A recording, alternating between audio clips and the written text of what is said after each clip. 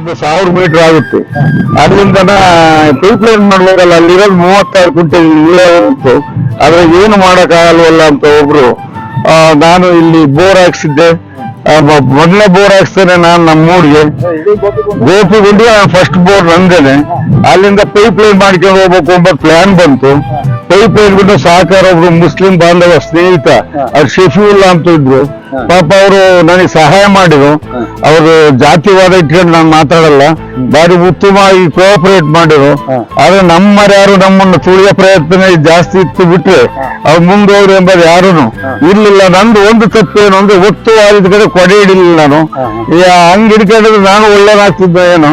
ನಾನ್ ನೇರವಾದಿ ಇರೋದ್ ನೇರವ ಮಾತಾಡಿ ನಾನ್ ಜನಗಳಿಗೆ ನಿಷ್ಠೂರ ಆಗಿ ಖಂಡಿತವಾಗಿ ಲೋಕ ವಿರೋಧಿ ಅಂದಂಗೆ ಈ ತರ ನನ್ನ ಜೀವನ ಆಯ್ತು ಸರ್. ಪ್ರಶ್ನೆ ಮಾಡೋ ಜನ ಇಲ್ಲ, ಯಾರು ಹೆಂಗ್ ಹಾಕ್ಬೋದು, ಎಷ್ಟಕ್ಕೆ ಹಾಕ್ಬೋದು, ಈ ತರ ಜೀವನ ಸಾಗಿಸಂತ ಪ್ರಪಂಚ ಈಗ ಇಲ್ಲ. ಮಾಡ್ಬೇಕು ಇಲ್ಲ ಮಾರ್ಬೇಕು ಎಂಬುದು 2 ಆಪ್ಷನ್ಸ್ ರೈತರು ಉಳ್ಕೊಂಡಿರೋದು. ಇಲ್ಲ ಜಮೀನು ಸ್ವಂತ ಮಾಡೋ ಶಕ್ತಿ ಇಟ್ಕೊಂಡು ಮಾಡ್ಬೇಕು, ಇಲ್ಲ ಮಾರ್ಬೇಕು ಆಗ್ಲಿಲ್ಲ ಅಂದ್ರೆ ಇಲ್ಲ. ಅದು ಬೇಸಾಯದಾಗೆ ಲಾಭದಾಯಕ ಅಲ್ವೇ ಅಲ್ಲ. ಇವತ್ತಿನ ದಿನದಾಗೆ ಭಾರಿ ಕಷ್ಟ. ಯಾರು ಶ್ರಮ ಪಟ್ಟು ದುಡಿತಾರೆ ಅವ್ರಿಗೆ ಲಾಭದಾಯಕ ಐತಿಲ್ಲ ಅಂತ ಹೇಳಲ್ಲ.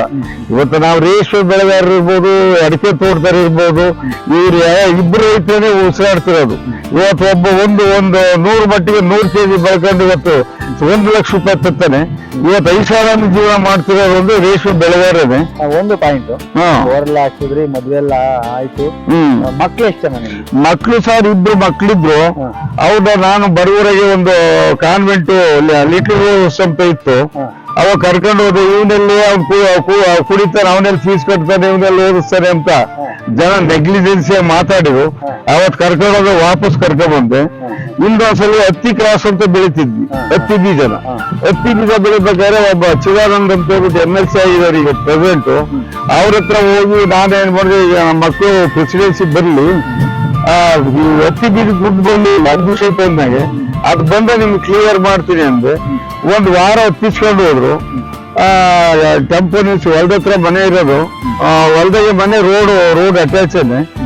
10 ದಿನ 11 ದಿನದಾಗೆ ಹುಡುಗರು ಸ್ಕೂಲ್ ಹೋಗಿ ನಿಂತ್ಕೊಂಡಿದ್ದು ಬಿಟ್ಟಾದಾಗ ಹೋದ್ರು. 4 ದಿನ ಕಂಟಿನ್ಯೂಸ್ ಹಿಂಗೆ ಮಾಡಿದ್ರು. ಅದು ಅಂಡರ್ಸ್ಟುಡ್. ದುಡ್ಡು ಕೊಟ್ಟು ಒಳಕ್ ಬರ್ರಿ ಅಂತೆಲ್ಲ ಅರ್ಥ ಇರ್ಬೇಕು. ಇದಕ್ಕೆ ದುಡ್ಡು ಇಲ್ಲದಿಂದ ಯಾಕೆ ಹೋಗೋಣ ಅಂತ ಹುಡುಗರನ್ನ ಕಳ್ಸಕ್ ಆಗ್ಲಿಲ್ಲ. ಒಬ್ಬ ಹುಡುಗನ್ನ ನವೋದಯ ಟ್ಯೂಷನ್ಗೆ ಹಾಕಿದ್ವಿ. ಅವ್ನು ನವೋದಯದ ಪಾಸ್ ಮಾಡಿ ತುಮಕೂರು ನವೋದಯದ PUC ಮಾಡ್ದ.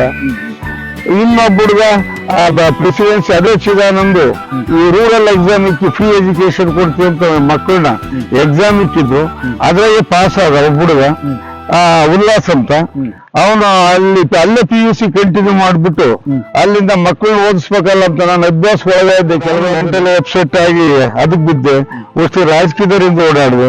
ಯಾರಿಂದ ಏನೋ ಸಹಾಯನೂ ಪಡೆದಿಲ್ಲ. ಎಂದು ನಾನು ಸ್ವಾಭಿಮಾನ ಬದುಕ್ತಾನೆ ಬಿಟ್ರೆ ಯಾರು 10 ರೂಪಾಯಿ ದುಡ್ಡು ಕೊಡ್ರಿ ನಾನು ಖರ್ಚಿಬೇಕು ಅಂತ ಕೇಳ್ಕೊಂಡು ಓಡಾಡಿದ್ರಲ್ಲ. ದುಡ್ಡು ಒಂದು ಭಾಗ ಖರ್ಚು ಮಾಡಿದ್ದೀನಿ ಅಷ್ಟೇನೆ. ಎಲ್ಲ ಮುಗಿತು ನಿಮ್ ಲೈಫ್ ಅಲ್ಲಿ. ಏಳು ಪ್ರತಿಯೊಬ್ಬ ಮನುಷ್ಯ ಜೀವನದಲ್ಲೂ ಇರುತ್ತೆ, ಏಳು ಬೀಳು ಇದ್ದೇ ಇರ್ತೈತೆ. ಕಷ್ಟಪಟ್ಟು ಬಂದ್ರಿ. ನಿಮ್ ಮಕ್ಕಳು ಈಗ ಏನ್ ಮಾಡ್ತಾರೆ ಸರ್? ಅವರು ರಷ್ಯಾದಲ್ಲಿ ಮೆಡಿಕಲ್ ಮಾಡ್ಕೊಂಡು ಅವರು ನಾವು ಶ್ರಮ ಬಿದ್ದು ಚಾಯ್ಕೆ ಸೆಂಟರ್ ಓಪನ್ ಮಾಡಿದ್ವಿ. 1-2 ವರ್ಷನೇ ದುಡಿದಿದ್ದು. ಅವಾಗ ಕಾಂಪಿಟೇಷನ್ ಆಯ್ತು, ಜನ ಸಿಕ್ಕಾಪಟ್ಟೆ ಚಾಯ್ಕೆ ಸೆಂಟರ್ಗಳಾಗಿ. ಅಲ್ಲ, ಇಷ್ಟೆಲ್ಲ ಕಷ್ಟಪಟ್ಟು ನೀವು ನಿಮ್ಮ ಮಗುನ ರಷ್ಯಾ ಕಳ್ಸಿದ್ರಿ. Education purpose. ಇವ್ ಸ್ವಲ್ಪ ತುಂಟ ಇದ್ದ ಹುಡುಗ. ಸ್ನೇಹಿತರೆ, ಒಂದು ಪಾಯಿಂಟ್ ಅರ್ಥ ಮಾಡ್ಕೋಬೇಕು. ಇವರು ಕತೆ ಎಲ್ಲ ಕೇಳಿದ್ರಿ ನೀವು. ತುಂಬಾ ಕಷ್ಟಪಟ್ಟು ನಾನು ಏನು ಇಲ್ಲಿ ಊರಿನ ಜನ ಮತ್ತೆ ಇದು ನನ್ನ ಲೈಫು ಇಷ್ಟೆಲ್ಲ ಕಷ್ಟಪಟ್ಟು ಆ ಮಕ್ಳಿಗೂ ಎಜುಕೇಶನ್ ಕೊಡ್ಸಿದ್ದಾರೆ ಅಂದ್ರೆ ನಿಜಕ್ಕೂ ಗ್ರೇಟ್. ಅದು ರಷ್ಯಾದಲ್ಲಿ ಓದಿದ್ದಾರೆ. ಅದೇ ಮಗ ಕೊಡಿಸ್ತೇಂದ್ರೆ ಸರ್, ನಂದು ಅದ್ರಾಗೆ ನಮ್ಮ ಮನೆಯವ್ರದು ನಾನು ಒಬ್ಬರೇ ಅಂತ ನಾನತ್ವ ಇಟ್ಕೊಂಡು ಹೇಳೋದಲ್ಲ. ಮನೆಯವರು ಬಾರಿ ತುಂಬಾ ಗೌರವಯುತವಾಗಿ ಮಕ್ಕಳನ್ನ ಅದು ಫ್ರೀ ಎಜುಕೇಶನ್ ಕೊಡಿಸ್ತಾರೆ ಅಂತ ಎಕ್ಸಾಮ್ ನಾಳೆ ಎಂಬ ದಿನ ಯಾರೋ ವಿಷಯ ತಿಳ್ಕೊಂಡು ಬಂದು ಆ ಹುಡುಗನ ಪ್ರೆಸಿಡೆನ್ಸಿ ಹತ್ರ ಎಕ್ಸಾಮ್ ಕರ್ಕೊಂಡು ಹೋಗಿದ್ರು. ಅವ್ರದ್ದು ಬೇಸಿಕ್ ಆಗಿದ್ದಿದ್ದು ಅವ್ರದ್ದು. ಆಮೇಲೆ ನಾನು ಒಬ್ರು ಮಾತಾಡ್ಕೊಂಡೇನೆ ಜೀವನ ಸಾಗಿಸ್ಕೊಂಡು ಬಂದರು. ಈಗ ಹಿಂಗಾಗಿ ಹುಡುಗನ್ನ ಇಲ್ಲಿದ್ರೆ ಕೆಟ್ಟು ಹೋಗ್ತಾನೆ ಅಂತಂದು ಸ್ವಲ್ಪ ತುಂಟ ಇದ್ದ ಹುಡುಗ, ತರಲೆ ಏನಲ್ಲ. ಆದ್ರೆ ಇವನ್ನ ಎಲ್ಲ ಹೊರಗಡೆ ಹಾಕ್ಬೇಕಲ್ಲ ಅಂತಂದು ರಷ್ಯಾಕ್ಕೆ ಯಾರೋ ಇಲ್ಲಿ ಹೇಳಿದ್ರು ರಷ್ಯಾ ಕಳಿಸು ಅಂತ. ರಷ್ಯಾ ಕಳಿಸಿದ್ವಿ. ಚಾಯ್ಕೆ ಸಾಕಾಣಿಕೆ ಕೇಂದ್ರ ಓಪನ್ ಮಾಡ್ಕೊಂಡಿದ್ವಿ. ಆದ್ಮೇಲೆ ಮಾತಾಡೋಣ. ಈಗ ರಷ್ಯಾದಲ್ಲೇ ಇದಾರೆ, ಈಗ ಬಂದಿದ್ದಾರೆ. ರಷ್ಯಾದಿಂದ ಬಂದು ಡೆಲ್ಲಿಗೆ 1 ವರ್ಷ ಇದ್ದ ಸರ್. MC ಪಾಸ್ ಮಾಡ್ಬೇಕಲ್ಲ, ಮೆಡಿಕಲ್ ಕೌನ್ಸಿಲ್ ಆಫ್ ಇಂಡಿಯಾದಾಗೆ ಎಕ್ಸಾಮ್ ಪಾಸ್ ಮಾಡಕ್ ಡೆಲ್ಲಿಗಿದ್ದ. ಡೆಲ್ಲಿ ಪಾಸ್ ಮಾಡಕ್ಕೆ ಬಂದು ಇಂಟರ್ನ್ಶಿಪ್ ಟ್ರೈನಿಂಗ್ ಬೆಳಗಾಂನಾಗ 1 ವರ್ಷ ಮಾಡ್ದ. ಕಾಂಟ್ರಾಕ್ಟ್ ಬೇಸಿಸ್ ಮೇಲೆ ಮನೆ ಗೌರ್ಮೆಂಟ್ ಕಾಲ್ ಆದಾಗ ಹಾಕಿ ಬೆಂಗಳೂರು ಹತ್ತಿಬೆಲ್ನಲ್ಲಿ ವರ್ಕ್ ಮಾಡ್ತಾ ಇದ್ದಾನೆ ಸರ್. ಓಕೆ ಸ್ನೇಹಿತರೆ, ಕೇಳಿದ್ರಲ್ಲ, ಒಬ್ಬ ರೈತನ ಮಗ ರಷ್ಯಾಗ ಹೋಗಿ ಡಾಕ್ಟ್ರು ಎಜುಕೇಶನ್ ಓದಿ ಈಗ ಒಬ್ಬ ಕಾಂಪಿಟೇಟಿವ್ ಎಕ್ಸಾಮ್ ಎಲ್ಲ ಅವನು MD ಎಕ್ಸಾಮ್ ತಗೊಂಡವನೆ ಸರ್. MDನೂ ಓದ್ತಾ ಇದ್ದಾನೆ. ಇನ್ನು ಹೈಯರ್ ಎಜುಕೇಶನ್ ಮಾಡ್ಬೇಕು ಎಂಬ ಹುಚ್ಚ ಐತೆ. ಇಂಟೆಲ್ಲ ಇದೆ ನೋಡಿದ. ಆಫ್ಟರ್ 3 years ರಷ್ಯಾದಿಂದ ಹೋದಾಗ ಫೋನ್ ಮಾಡಿದಾಗ, ಅಪ್ಪ ನನ್ಗೆ ಎಂತ ಲೈಫ್ ಕೊಟ್ಟೆ, ನನ್ನ ಕ್ಲಾಸ್ಮೇಟ್ಗಳು ಇಂಜಿನಿಯರಿಂಗ್ ಮಾಡ್ಲಿಲ್ಲ, ಒಂದು ಡಿಗ್ರಿ ಮಾಡ್ಲಿಲ್ಲ, ನಾನು ಅಲ್ಲಿದ್ರೆ ಕೆಟ್ಟು ಹೋಗ್ತಿದ್ದೆ, ಎಂತ ಲೈಫ್ ಕೊಟ್ಟೆ ಅಂದಾಗ ಗಾಡ್ ಬೇಸ್ ದೇವ್ರು ಒಳ್ಳೇದ್ ಮಾಡ್ಲಪ್ಪ, ಚೆನ್ನಾಗಿ ಓದ್, ಹೆಂಗ ಒಂದು ಸರ್ವೈವ್ ಆಗಿದ್ಯಾ, ಆಗು ಅಷ್ಟೇ ಸಾಕು ಅಂತ ಹೇಳಿ ಅಷ್ಟು ಆಶೀರ್ವಾದ ನಮ್ಮ ಕಡೆಯಿಂದ ಇತ್ತು.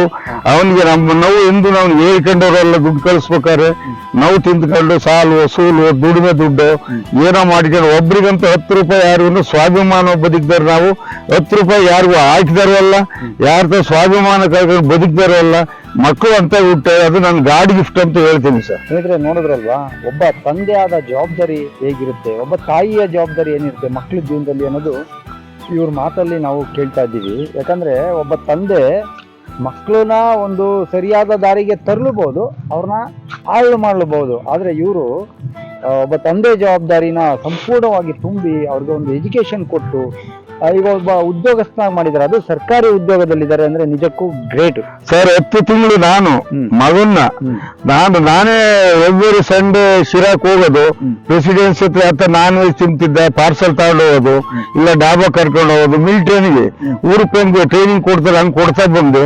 ಹುಡುಗ ಟರ್ನಿಂಗ್ ಪಾಯಿಂಟ್ ಕೆಟ್ಟೋದ್ರೆ ಇನ್ ಯಾತ್ಗಿರ್ಬೇಕು ನಾವು ಎಂಬುದು ಮನ್ಸಿಗೆ ಬಂತು. 10 ತಿಂಗಳು ವಾಚ್ ಮಾಡಿ ಅವ್ನ ಫಾಲೋ ಮಾಡೋ ಹೊತ್ತಿಗೆ ಅವ್ನು ಏನೋ PUC ಒಂದು 80% 79 ಅಷ್ಟು ತಗೊಂಡ. ಅಲ್ಲಿಂದ ನಾನು ಹೊರಗಡೆ ಕಳಿಸ್ಬೇಕು, ಇಲ್ಲಿದ್ರೆ ಕೆಟ್ಟು ಹೋಗ್ತಾನೆ ಅಂದ್ಬಿಟ್ಟು ಇವನ್ನ ರಷ್ಯಾಕ್ಕೆ ಎಜುಕೇಶನ್ ಅಂತ ಕಳಿಸ್ತೆ ಸರ್. ಒಟ್ಟಾಗಿ ಈಗ ನಿಮ್ಗೆ ತೃಪ್ತಿ ಇದೆ? ತೃಪ್ತಿ, ಮಕ್ಕಳಿಂದ ತೃಪ್ತಿ ಇದೆ. ಒಂದು ಹಂತದಲ್ಲಿ ಸೊಸೈಟಿ ಏನ್ ಬದಲಾಗಿಲ್ಲ, ನಾವೇ ಬದಲಾಗಬೇಕು. ಸೊಸೈಟಿ ಬದಲಾಯಿಸೋಕೆ ಯಾರ ಕೈಲೂ ಆಗಲ್ಲ, ಬದಲಾವಣೆ ಆಗೋದು ಇಲ್ಲ. ಯಾಕೆಂದ್ರೆ ಊರಿನ ಡಿಗ್ರಿ ಮಾಡಿರ್ತಾರೆ, ಊರಿನ ಡಿಗ್ರಿ ನಾವು ಮಾಡಿದ್ರೆ ಕೆಡ ಅವಶ್ಯಕತೆ ಬದಲಾವಣೆ ಆಗಲ್ಲ. ಒಬ್ಬ ಲೇಬರು 2,000 ರೂಪಾಯಿ ನಿಂತ್ಕೊಂಡ್ರೆ ಕಲೆಕ್ಷನ್ ಮಾಡ್ಬೋದು. ನಾಳೆ ಬತ್ತೀನಿ ಕೊಡು ಅಂತಲ್ಲ, 4 ಜನನು ಕೊಡ್ತಾರೆ. ಅವ್ರ ಹತ್ರ ಕಿತ್ತಾಡಂಗಿಲ್ಲ. ಬಿಡೋ ನಾಳೆ ಕಲ್ದು 4,000 ಬರ್ತಾರೆ ಎಂಬುದು ಹಿಂಗೆ ಸೋತೋಗಿ ಮೊದ್ಲು ಕೊಟ್ಕೊಂಡು ಹೋತು. ತಿರು ಹೊಸ ಒಂದಿಸ್ಕೊಂಡು ಕೆಲಸ ಮಾಡ್ಬೇಕಲ್ಲ. ಅದು ರೈತ ಸಾಲಗಾರ ಇರೋದು ಅಲ್ಲಿಂದ. ರೈತ ಸಾಲಗಾರಕ್ಕೆ ಸಿಕ್ಕಾಕೊಂಡ್ರೆ ಅದೇನೆ ಇದು ಕೆಲ್ಸಗಾರರಿಂದ. ಇವ್ರ ಕೈ ಮಾಡೋ ಶಕ್ತಿ ಇರಲ್ಲ, ಮಾಡ್ಸಕ್ ಹೋದ್ರೆ ಕಳ್ಕೋಬೇಕಾಗುತ್ತೆ, ಕಳ್ಕೊಂಡ್ರೆ ಲಾಭ ಇರಲ್ಲ. ಈ ತರ ಜೀವನ ಸಾಗ್ತಾ ಇತ್ತು. ಸ್ನೇಹಿತರೆ, ಇದಿಷ್ಟು ಇವರ ಪರ್ಸನಲ್ ಜೀವನದ ಸ್ಟೋರಿ. ಈಗ ನಾವು ಇನ್ನು ಮುಂದೆ ಈಗ ಒಂದು ಸ್ಟೋರಿ ಸ್ಟಾರ್ಟ್ ಮಾಡ್ತೀವಿ. ಇವರು ಈಗ ಒಂದು ಲೈಫಲ್ಲಿ ಸೆಟ್ಲ್ ಆಗಿದ್ದಾರೆ. ಅದು ಯಾವುದರಿಂದ ಸೆಟ್ಲ್ ಆಗಿದ್ದಾರೆ ಅಂತ ನೀವು ಇಷ್ಟೆಲ್ಲ ನೋಡ್ತಾ ಇದ್ದೀರಾ. ರೇಷ್ಮೆ ನಂಬಿ ಇವರು ಅದರಿಂದ ಸಕ್ಸಸ್ ಆಗಿ ಈಗ ಒಂದು ಚಾಕಿ ಸೆಂಟ್ರು ಓಪನ್ ಮಾಡಿ ನೆಮ್ಮದಿಯಾಗಿದ್ದಾರೆ. ಈಗ ನಾವು ರೇಷ್ಮೆ ಬಗ್ಗೆ ಮಾತ್ರ ಕೇಳೋಣ. ಈಗ ಸರ್, ನೀವು ರೇಷ್ಮೆ ಯಾವಾಗ ಶುರು ಮಾಡಿದ್ರಿ, ಹೆಂಗ್ ಶುರು ಮಾಡಿದ್ರಿ, ಯಾರು ಪ್ರೇರಣೆ ನಿಮ್ಗೆ ರೇಷ್ಮೆ ಶುರು? ನಾವು 11 ವರ್ಷ ಆಯ್ತು ನಾವು ಸ್ಟಾರ್ಟ್ ಮಾಡಿ.